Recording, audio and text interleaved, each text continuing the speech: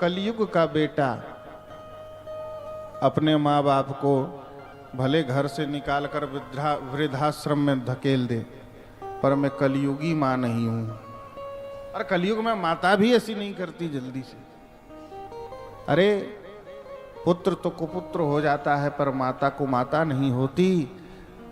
बेटा भले माँ बाप को घर से निकाल दे, पर माँ बाप बेटे को घर से नहीं निकालते, भले वो कितना आलसी हो और कितना बड़ा निकम्मा हो।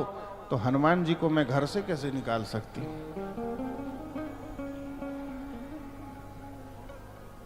हिंदुओं की कितनी बड़ी आप दुर्दशा आप देखो ना।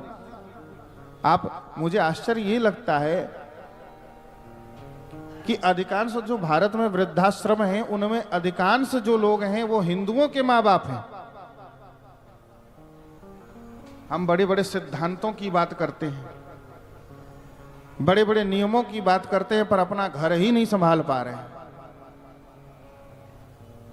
ठीक है, दूसरों के बारे में क्या बात कर रहे हो?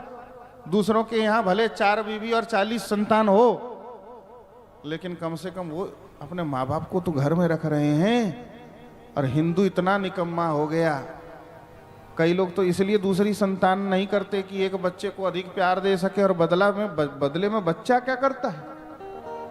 अगर विदेश पढ़ने के लिए भेज दिया तो विदेश में शादी करके सेटल हो जाएगा माँ बाप। यहाँ मर जाते। कोरोना में ऐसी घटनाएं आई, यहाँ मर गए पर आग देने के लिए नहीं आया विदेश से।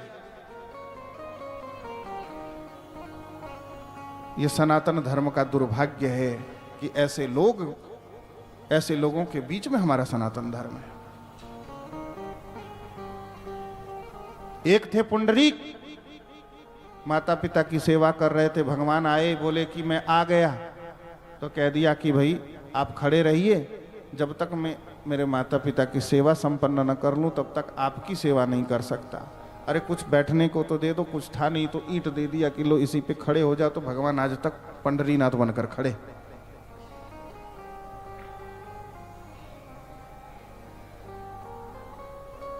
ये तो विचार करो आप। हाँ, तो इसलिए एक बात तो ये हिंदुओं की, और हिंदू की दूसरी कमजोरी होती है, और हिंदू की दूसरी कमजोरी ये होती है कि जहां पर देखेगा कि यहां पर हमारा काम बनेगा तो वहीं पर जाकर माथा झुका लेगा। बस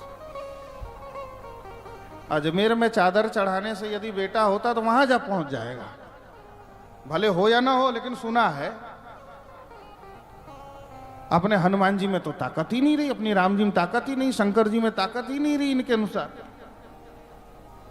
दूसरों के यहां माथा पटकने से इन्हें फुर्सत नहीं है। और तीसरी बात, हिंदुओं की सबसे बड़ी कमजोरी यह है कि हिंदू अपने ग्रंथों को पढ़ना लिखना छोड़ दिया हिंदुओं ने। हाँ, ऐसी ऐसी दुर्दशा है।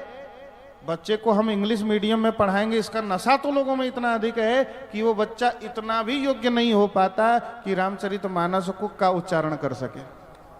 यदि कह दिया जाए सुंदरकांड पढ़ो, तो सुंदरकांड शुद्ध से उच्चारण करके पढ़ नहीं सकता।